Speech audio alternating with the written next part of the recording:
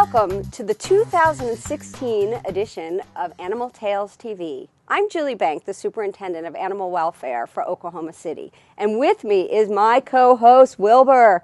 Wilbur here is an incredible little guinea pig. And guinea pigs make amazing pets for children and for families who can't necessarily have a dog or a cat in their home. They're very interactive.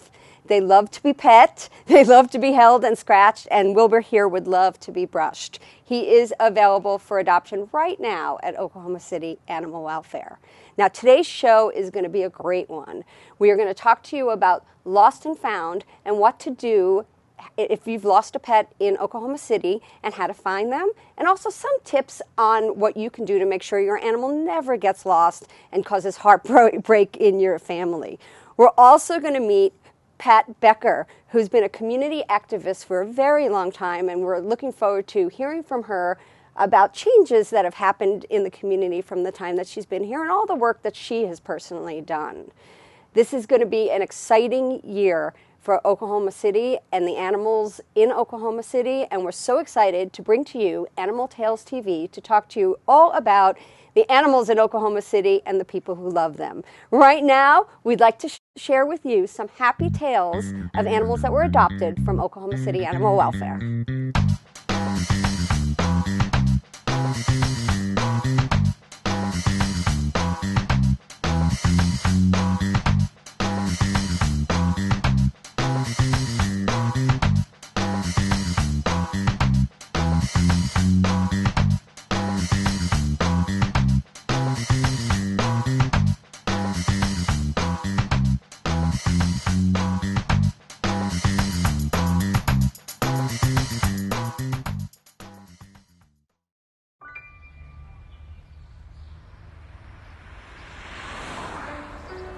It's harder whenever there's a bigger group.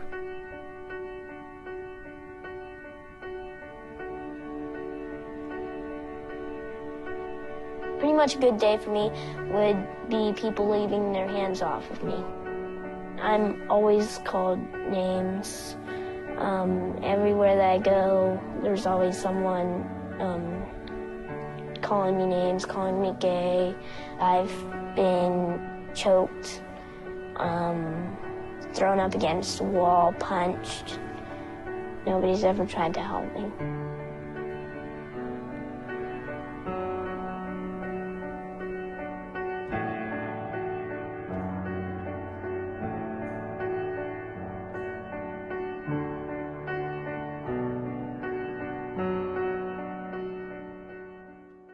Did you know that the arts make a significant impact on education, the economy, and our quality of life in Oklahoma? Providing more than 10,000 jobs statewide, filtering more than $314 million into our economy? Yes, the arts create all kinds of beautiful things. And making Oklahoma an even better place to live is the most beautiful thing of all. It doesn't take a big donation to make big things happen. Support Allied Arts today. A little give is all it takes. Welcome back. With me for our first guest is Pat Becker. Welcome, Pat. Thank you so much, and may I say I am so pleased that you are starting this show. It's going to be a wonderful thing for the city, for the county, for the state, and I am so pleased. My dog talk show has been very lonely, and now I have a friend, and I am so delighted. Well, we're so happy to have you, and I want to talk all about your show and all the things that you've done within the past years of being here in Oklahoma City. But before we do that, I'd like to know who you have here. I was going to say, this is the star today. This is Julian, and she is a 4-year-old kitty and has been declawed in the front here, so she's ready for her close-up, she says, and she's just a happy kitty.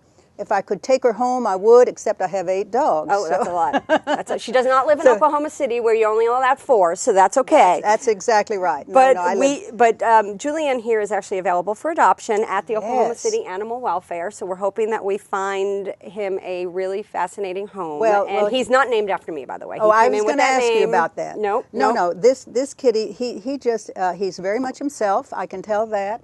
And he's going to be a wonderful cat that you don't have to, hover over all the time. He will do his thing, and he's beautifully, beautifully marked. Well, I love thank you. this Thank cat. you for sharing that, and then thank you for being here.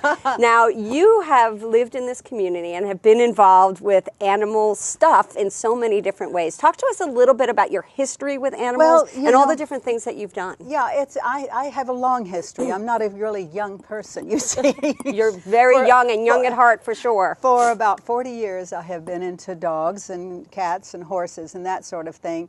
I have shown them. I have been a trainer. I have had a TV show on PBS called The World of Dogs, very successful, really loved it. It was about the biography of dogs, so I'm very much into the breeds and that sort of thing. I had a TV show, well, a radio show before that, I guess, on KTOK for about 5 years called Speak. And then I was out at 52, Channel 52, doing a show called Dog Talk. And 52 changed hands, and I went to 43, and now we're on 43.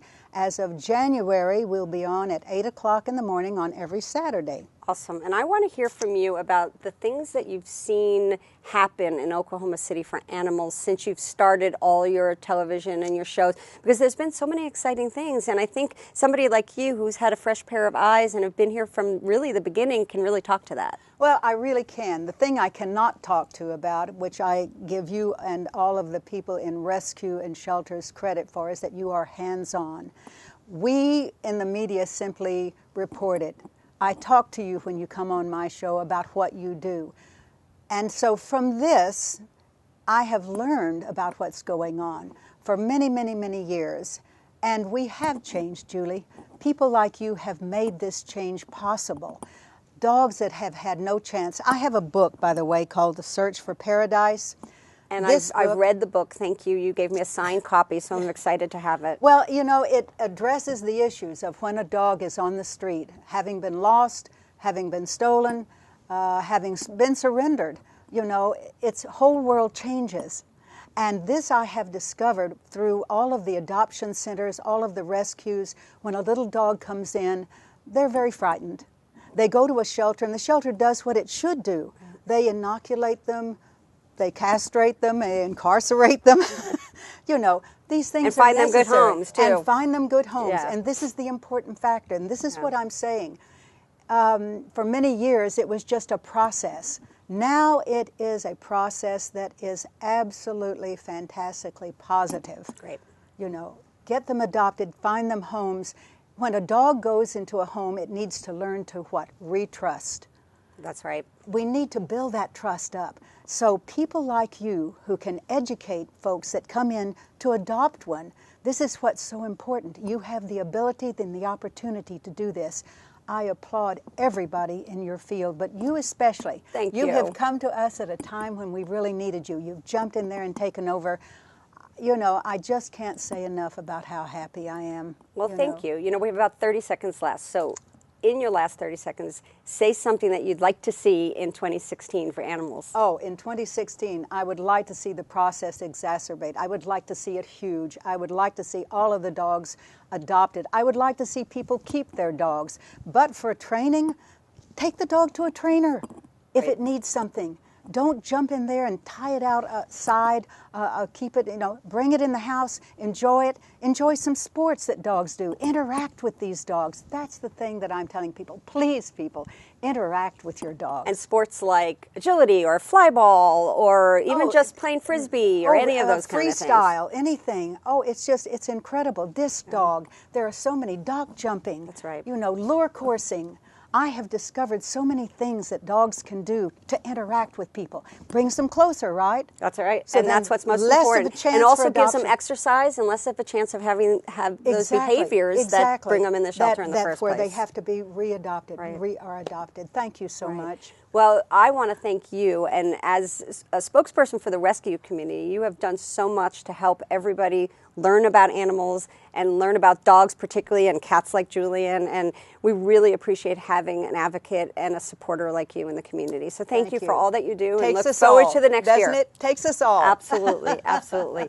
Pat, thank you so much for being here today and for all that you do. Thank you. Right now, we'd like to share with you some wonderful animals that are available for adoption right now. Please take a look at our animal selfies, or what we like to call animal welfies.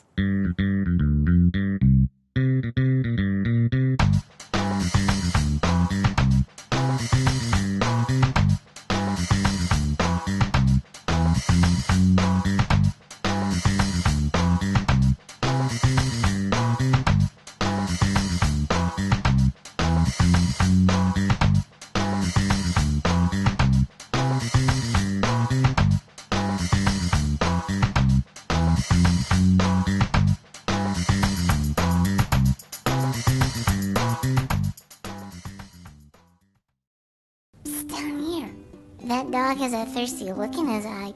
Did you know that it's really not that hard to save water?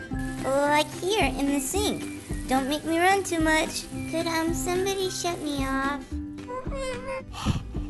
Now this is my kind of party. A full house. Let's roll. Hey, we're in a drought, which means I'm kind of a big deal. So save me. Really? Save me! Let's buy this TV online.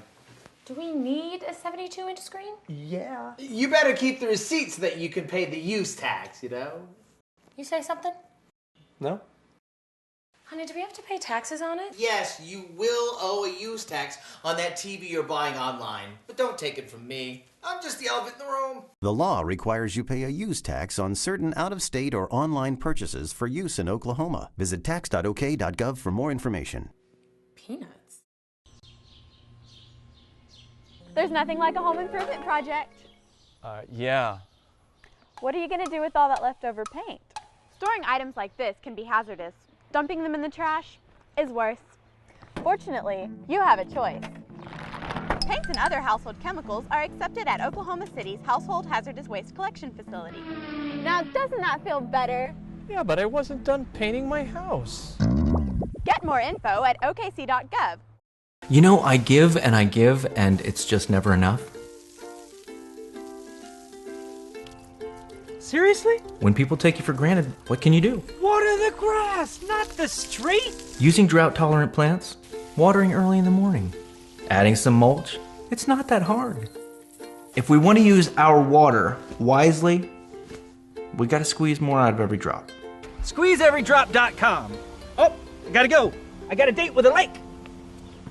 Welcome back to Animal Tales TV. And with me is Jerry McDowell, and we're going to have a conversation about Lost and Found. Hi, Jerry. Hi, how are you? I'm doing great. Before we start, though, who's this little guy or girl? This is a girl. She's a spayed female. Her name is Gypsy. She came to us as a stray through the front desk. So she is cute and ready for adoption right now? Yes, she Already is. spayed, vaccinated, all that kind of stuff? Up to date on all her age-appropriate vaccinations, yes. Perfect. Well, thank you so much for being here. I want to start by having you tell us what your job is at the animal shelter.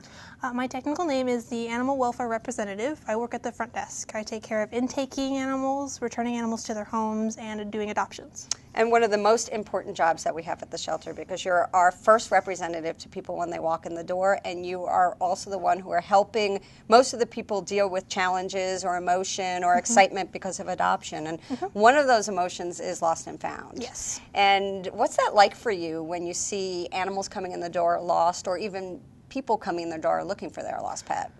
Well, sometimes we get a dog in and you can tell right off the bat that somebody's been missing that baby for just a quick minute. And sometimes you see a dog come in that's been missing for a while. They're skinny and it's pretty upsetting. But we've had some pretty awesome cases come in where a dog's been missing for months. And they find their owner, and you can tell from the second that dog or that cat sees that owner, that's their owner, that's their family. And it makes you feel great, doesn't it? Does. I know with Lost and Found that when we see postings online and we're able to get those animals back to them, it's just a very heartwarming feeling. Tell us what we can do to make sure that our animal never gets lost. What are the most important things to remember and to pay attention to so that we can prevent our animals from getting loose? Make sure that your fences are always up to date, especially when we have bad weather in Oklahoma City. A lot of fences have a tendency to fall down and they don't notice it until they let their dogs out in the morning to go to the bathroom, and they come back 30 minutes later and they're gone. So, and if you know that your fence is not in good repair, to take your animal out on a leash with you. So there's other things that you can do, like have ID on your animal's neck at all time. What different type of form of IDs can you have? There's also microchipping, which is not as expensive as it used to be. It's very common these days.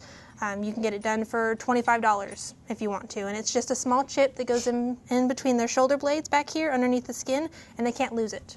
And that's a permanent identification, so it never leaves, and we will scan every animal that comes in the door, and it has a number, and give them a call. So we have ID, and also tattoos, things like that, right? At the shelter, every animal that gets spayed or neutered there is tattooed with an animal ID number, so that if you adopt from us, or if you reclaim your animal and have it fixed there, if it comes back in, we can look it up in our log and be like, hey, we have your baby at the shelter.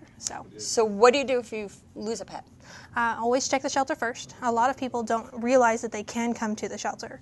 You can also look online at okc.gov under animal adoptions. Go search all shelter pets. You'll hit either looking for a dog or a cat and then just leave it at that. And then search, and you'll go to the very last page, and that's the most recent animals that we've had come in, and it'll show you everything that's there under a stray weight with a picture. So you can report lost animals online, you can report found animals online, you with can a see picture and pictures of every animal that's in our building, and you can regularly report them and look at that site every day because it changes. And you know, it is our goal at Oklahoma City Animal Welfare to get animals back home. Yes. We want them to be with their family, and we want them, thank you, we agree, and we want them to be in a place where they can be loved rather than at the animal shelter. Correct. So, Jerry, I want to thank you so much for all that you do. You are directly responsible for getting so many animals back home and for making so many matches of animals like this little girl. And thank you so much for the work that you do. We really appreciate it. You're welcome. I'd like to send you now to David Wagner with some cold weather tips to keep your pet safe. Hi everybody, I'm Dave Wagner, and this month we're going to talk about cold weather tips for your pets. A lot of things to remember. If it's too cold outside for you, it's probably too cold outside for your animal. We always encourage you to bring your animals in during this time of the year, but if necessary and your animal has to be outside, it is required by law that you have a shelter that is both windproof, waterproof, and has appropriate bedding and is warm. So keep those things in mind in addition to water. A lot of evaporation happens and water will also freeze, so you want to make sure to keep that water available at all times. If you do have free-roaming cats in your area, then it's very important before you start your car to bang on the hood of the car. A lot of times cats will climb up to be warm next to the motor, and you certainly don't want to start your car when there's a cat under the hood.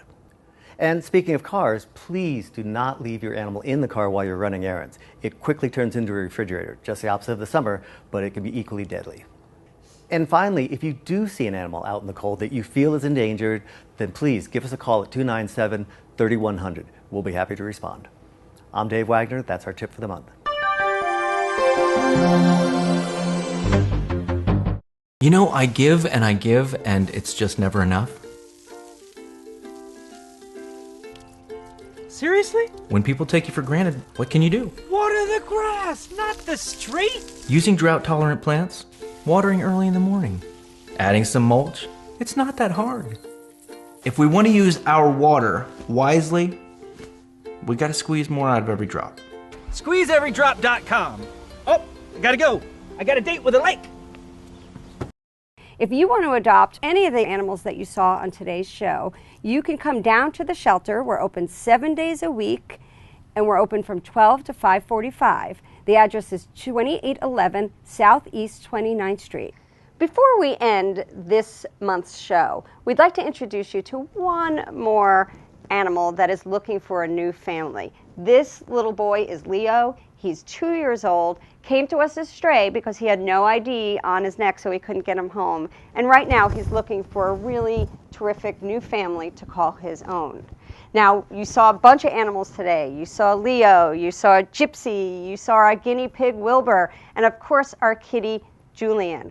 All of these animals join hundreds of other animals at the animal shelter right now looking for a new family. You could see pictures of animals online by visiting okc.gov/animal welfare.